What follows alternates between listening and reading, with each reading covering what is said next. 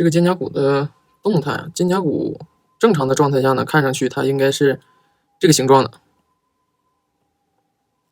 这里是喙突，这里是肩胛冈肩峰。从前面看的话，这个角度是这样子。它如果说这个动态的话呢，它应该这样旋转，肩胛下角是转出来的，这是这样的一个动态。那结构化都挺好的。如果说它较真一点的话呢，这个中线的位置还是不够准确。你看这个中线和左侧的轮廓、右侧的轮廓之间的这个宽度比例稍微的反过来了，这个中线靠这一侧应该更近一点点。但这种很微妙的，就是有一点问题也没有关系，只是说如果说要是要求更高的话呢，就需要注意这些。然后第二个的话，这个胸腔的形状整体感觉还可以，问题出在了胸腔下面的这个形状。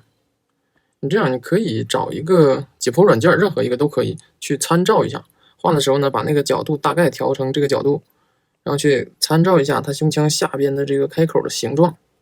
其实这个还是有点难的，如果说没有专门的大量的练过，默写起来还是有点困难，可以找参考。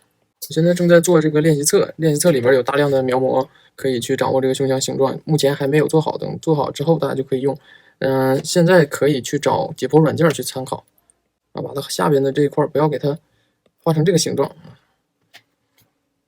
然后还有一点就要注意，这个画长了，这一段画长了，从图片中去观察这一段没有这么长。